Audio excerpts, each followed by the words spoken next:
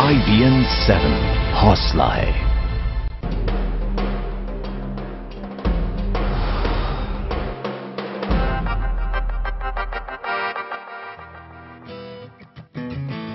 खोलो खोलो दरवाजे पर्दे करो किनारे, खूंटे से बंधी है हवा मिल के छुड़ाओ सारे।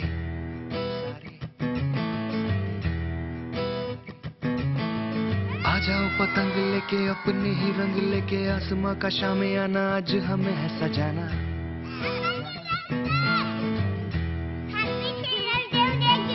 क्यों इस कदर हैरान तू, मौसम का है मेहमान तू।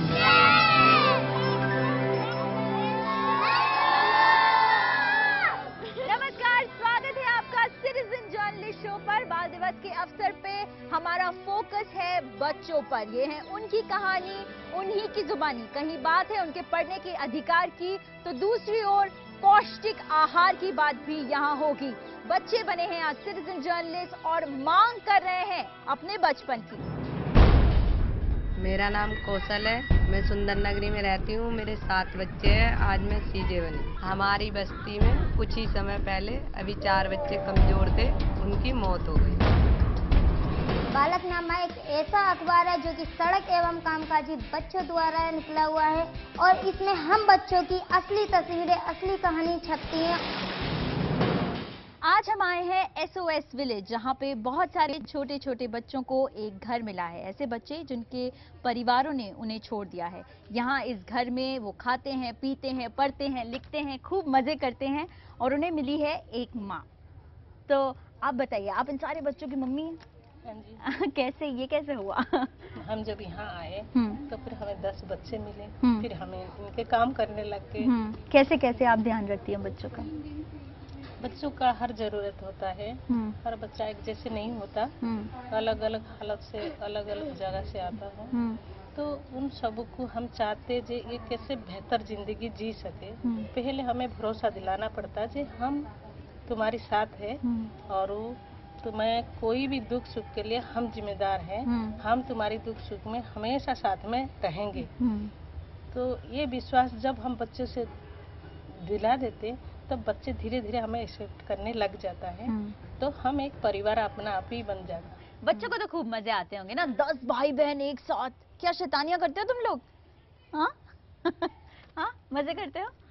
अच्छा, अब सिटीजन जर्नलिस्ट शो पर एक माँ से एक दूसरी माँ, कौशल हमारी पहली सिटीजन जर्नलिस्ट है और उनके लिए सबसे बड़ा कंसर्न है अपने 7 बढ़ते बच्चों के लिए पौष्टिक आहार जुटाना। और इसमें वो अपने आप को असमर्थ महसूस करती हैं। वो जानती हैं कि उनकी बस्ती में पिछले 3 महीनों में 4 बच्चे कुपोषण से मर चुके हैं, लेकिन वो क्या कर सकती हैं? सरकार द्वारा चलाए गए न्यूट्रिशन सेंटर्स बंद पड़े हैं। रुनचुन शर्मा और कौशल की देखिए ये सिटीजन जर्नलिस्ट रिपोर्ट। क्या खा रहे हो बच्चे? रोटी। रोटी? दाल नहीं खाते? आप दूध पीते हो?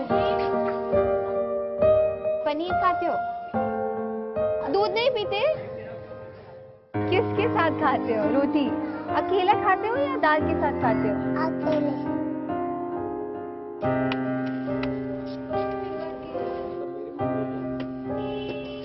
कि कौशल को पता है कि केवल रोटी खाना ही सेहत के लिए पर्याप्त नहीं है।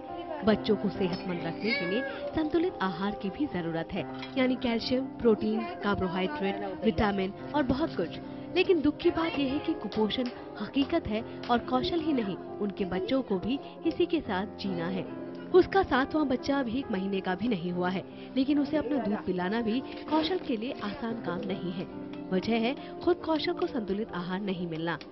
मेरा नाम कौशल है, मैं सुंदर नगरी में रहती हूँ। मेरे 7 बच्चे हैं, आज मैं सीजे बनी। मेरे बच्चे कमजोर हैं, मैं सरकार से विनती करती हूँ कि मेरे बच्चों के लिए कुछ करें। कई और बच्चे बीमार हैं और बहुत ज्यादा कमजोर भी, जो कई साल से डॉक्टर तक नहीं पहुँच पाए। कुपोषण की वजह से उन्हें बहुत जल्द संक्रामक रोग होने का खतरा रहता है। कुपोषण की वजह से हड्डियों की वृद्धि पर भी असर पड़ता है। ऐसे बच्चे खोया वजन वापस नहीं पा सकते, इससे दिमागी विकास पर भी असर होता है। हमारी बस्ती में कुछ ही समय पहले अभी 4 बच्चे कमजोर थे, उनकी मौत हो गई कमजोरी की वजह से।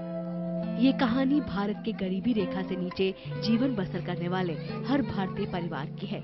यह कमाने वाले हाथ कम हैं, जबकि उन पर आश्रित लोगों की संख्या ज्यादा है। मेरे 5 बच्चे हैं। मैं खर्चा इन बच्चों को खुद ही उठाती हूँ और मेरे पास इतने पैसे भी नहीं रहते कि बच्चों को रोज दूध पनीर हो गई। दिल्ली में काम करने वाले एक एनजीओ ने एक सर्वे किया। संस्था ने पूर्वी दिल्ली के सुंदर नगरी इलाके में रहने वाले बच्चों का वजन मापा। लेकिन ध्यान देने की अभी भी जरूरत है, ऐसा नहीं है कि बिल्कुल ठीक हो गई है। एनजीओ पारदर्शिता को मिले आंकड़ों के मुताबिक 499 बच्चों में से 238 बच्चे कुपोषित थे। की उम्र के हिसाब से इसका वजन बहुत कम है, ठीक है, यानी कि ये बहुत अति कुपोषित बच्चा है, कमजोर बच्चा है बहुत ज्यादा। हम लोग इनका जब वजन करते हैं तो हर बार बच्चों के वजन में इतनी स्थिति इनकी वो खराब हो रही है कि बच्चे ठीक होने की बजाय और ज़्यादा कमज़ोर बच्चे निकल रहे हैं, जिनको अति कुपोषित बच्चे भी कहते हैं। तो हम लोगों ने जब देखा कि इन बच्चों के लिए कुछ हो नहीं रहा है, तो हमने इसके लिए WCD में और DCPCR में NHRC में और LG को चीफ सेक्रेटरी CWC इन सबको लिखा, लेकिन इन लोगों का हमारे पास कोई भी जवाब नहीं है। सीजे टीम ने सुंदर नगरी के आंगनबाड़ी सेंटर का भी दौरा किया। ICDS के हिसाब से हर आंगनवाड़ी को इंस्ट्रक्शंस मिली है कि जो भी कुपोषित बच्चे हैं उनको क्लोजेस्ट NRC लेके जाएं। तो यहाँ पे सबसे क्लोजेस्ट आपका GTB हॉस्पिटल है, तो वहाँ पे जाते हैं तो फैसिलिटीज है। GTB में तो बिल्कुल फैसिलिटी नहीं है, बल्कि कुत्तों की तरह भगा देते हैं, कोई आंगनबाड़ी नहीं है, हम नहीं जानते क्या आंगनबाड़ी है। इसके बाद CNN की टीम हकीकत को जानने के लिए GTB अस्पताल पहुंची। ICDS के तहत गुरु तेग बहादुर हॉस्पिटल सुंदर नगरी बस्ती के सबसे पास वाला हॉस्पिटल है, जहां पर न्यूट्रिशन रिहेबिलिटेशन सेंटर सिवियरली मैलनरिश बच्चों के लिए होना चाहिए। उनको एडुकेट ट्रीटमेंट मिलना चाहिए, सप्लीमेंट्री डाइट मिलनी चाहिए। पर जब हमने प्रशासन से बात करी तो हमें पता चला कि यहाँ का NRC नॉन फंक्शनल है। इनफैक्ट 11 में से 10 अस्पतालों में NRC नहीं है।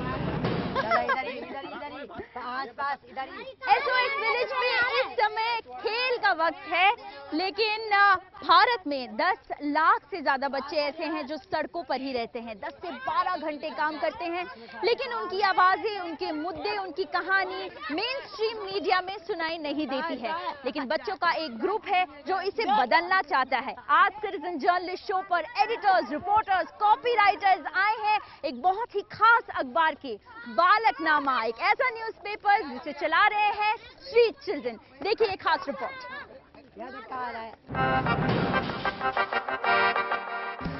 ये है हमारा बालकनामा, सड़क एवं कामकाजी बच्चों का एक अनोखा अखबार। सड़क एवं कामकाजी बच्चों की एक पहचान। ये है हमारा प्यारा बालकनामा, विश्व में पहला सड़क एवं कामकाजी बच्चों का अखबार। आज की ताजा खबर, बालकनामा आया है सीजे शो पर।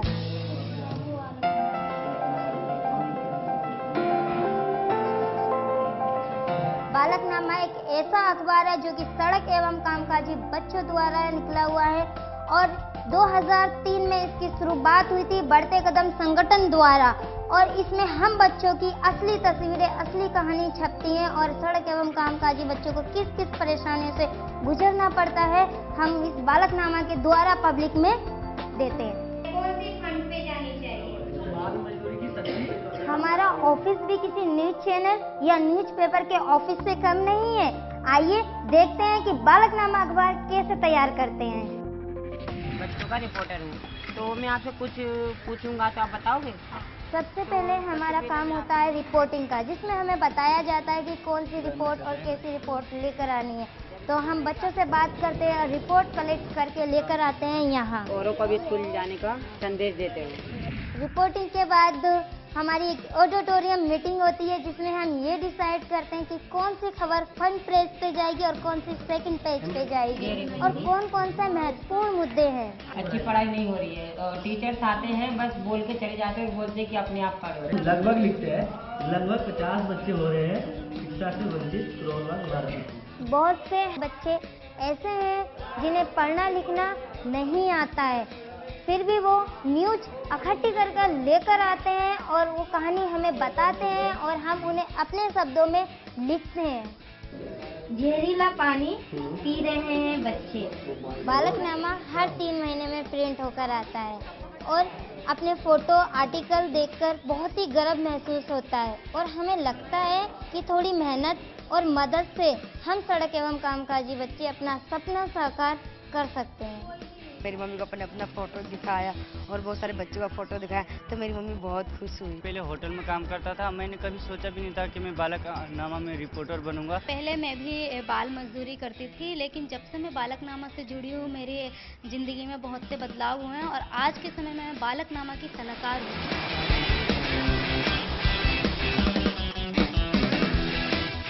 सबसे पहले बालकनामा छप के आता है तो बालकनामा की पूरी टीम आती है, इसे फोल्ड करती है, बंडल बांधती है और इसे लेकर जाते हैं। सबसे पहले बच्चों को बांटते हैं, बच्चों के बाद जब बचता है होम मार्केट संस्था में देते हैं और उन्हें समझाते हैं कि बालकनामा है क्या, किन बच्चों के लिए छपता है और क्यों छपता है। नमस्ते अंकल जी। ये तो बालकनामा है जो बढ़ते कदम सड़क एवं कामकाजी बच्चों का है, बच्चों का जो रोड पे है। अच्छा काम कर रहे हो आप लोग।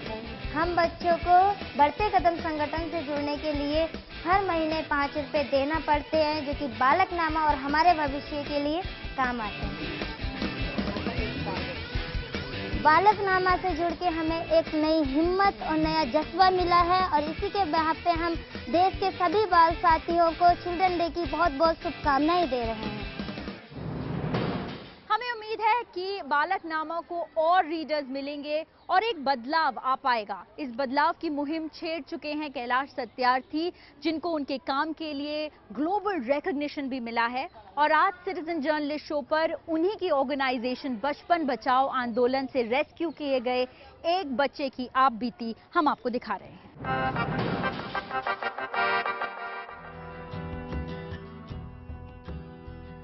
हम बिहार के रहने वाले मधुबनी जिला के, हमारा उम्र 12 साल है।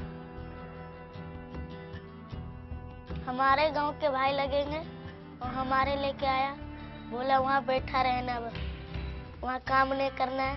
यहाँ आके मेरे काम में लगा दिया। जूते का काम करते थे, सिलाई। यहाँ 1.5 महीना आया हुआ, 500 रुपये मिले हैं बस। मुंडके में जूते का सिलाई करते थे, अगर काम में गलत उलट हो जाता था तो डांटता था, मन नहीं लगता था वो।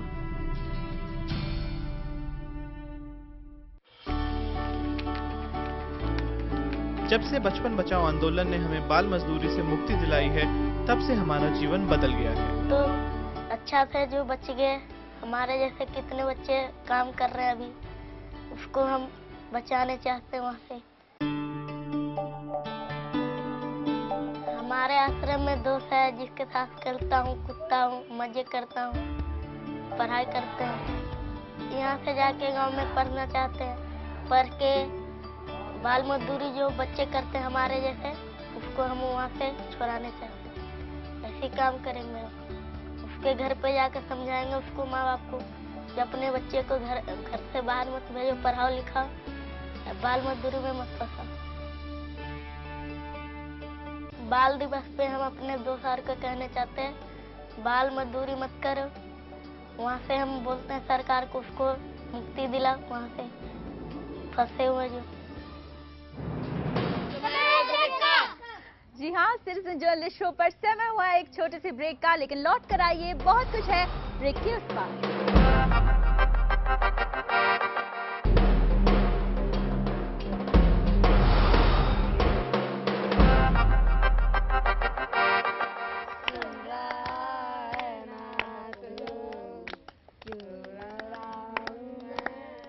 अरे वाह, तो हमारे साथ हैं कल के सिंगर्स, डॉक्टर्स, इंजीनियर्स। लेकिन भारत में 16% से ज़्यादा लड़कियां 10वीं कक्षा से ज़्यादा पढ़ नहीं पाती, क्योंकि उनकी फैमिली उन्हें सपोर्ट करना नहीं चाहती, ये सोच के कि ये तो लड़की है, शादी हो जाएगी, दूसरे घर चली जाएगी। लेकिन हमारी अगली सिटीजन जर्नलिस्ट हैं, उनकी स्टोरी बहुत ही इंस्पायरिंग है। 12वीं के बाद उनकी फैमिली उनकी शादी कर देना चाहती थी, लेकिन वो बनना चाहती थी इंजीनियर और उन्होंने अपनी लड़ाई जारी रखी और आज वो सॉफ्टवेयर डेवलपर हैं और वो अपनी छोटी बहनों को अब पढ़ाई में सपोर्ट करना चाहती है। वंदना आनंद के साथ मनोरमा की देखिए ये सीजे रिपोर्ट।